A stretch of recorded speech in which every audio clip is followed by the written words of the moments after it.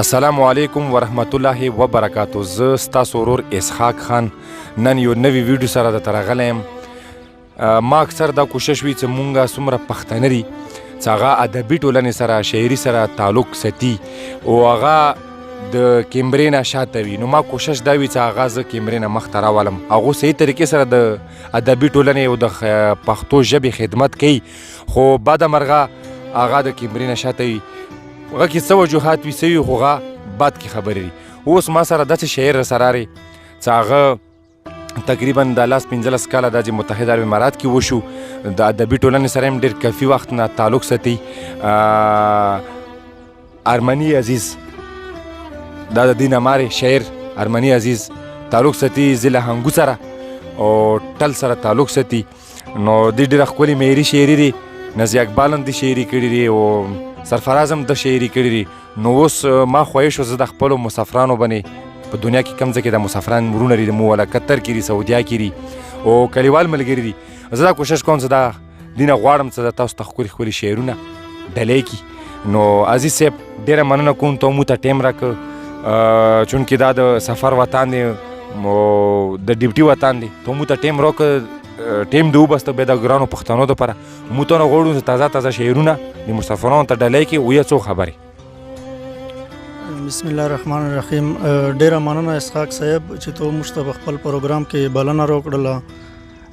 یقینا چې مو د طرف نه غوښتنه ته ډېر داد درکوم چې په د پردي ملک کې په د مصروف ملک کې د پښتو د ادب د پوره خدمت کوي، دا ګام دې پورته کړی ده او الله دې وکړي چې مخ په وړاندې کامیاب شي. ډېره مننه.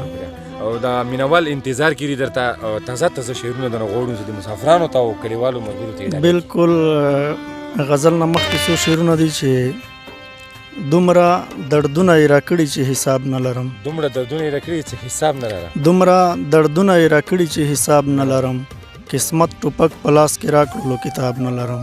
واو دا شعر بیا مننه. دومره دردونه یې راکړي چې حساب نه لرم، قسمت ټوپک په لاس کې راکړلو کتاب نه لرم.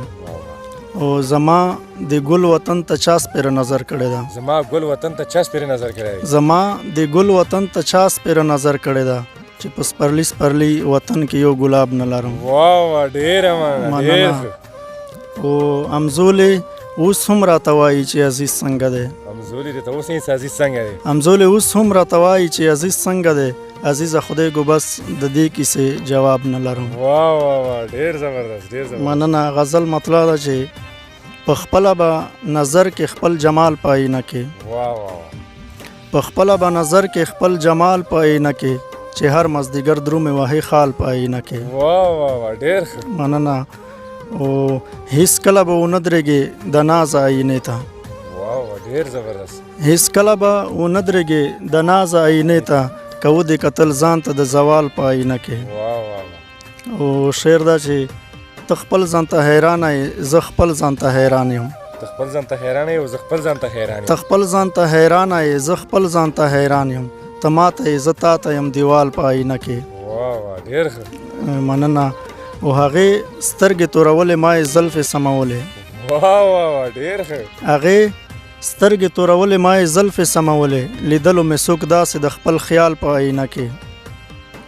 او په هر سحر چې واړه ښایستونه ځان ته غواړي، واو هر سحر کې واړه ښایستونه ځان ته غواړي، په هر سحر چې واړه ښایستونه ځان ته غواړي، دا څوک وایي چې نشته د کمال په آینه کې. واو واو ډېر ښه. مننه. او اخري شعر دا چې مسکې شوه ویلې څه غواړې زما د مړاو سترګو، مسکې شوه ویلې څه غواړې زما د مړاو سترګو، عزیزه راشه ودې ګوره حال په آینه کې. واو ډېره مننه. ډېر ښه ډېر ښه. ډېر ښکلي شعرونه، زړه پورې شعرونه. او امید ساتم تاسو به د عزیز آرماني شعرونه خوښ شوي وي. امید ساتم چې تاسو به دا شعرونه مخکې شیر کو خپلو ملګرو سره، دا پیج هم لایک کو اور داسې مزید ویډیو دپاره، مزید داسې شاعرانو دپاره اسحاق خان پیج لازم شیر کو اور لایک کو. نننۍ دغې ویډیو سره او د خپل ګران ورور حکیم بادشاه کیمرامین سره او د ګران شاعر آرمانی سره اسحاق خان ورور ته ورکوي اجازت. السلام علیکم ورحمت الله وبرکاته.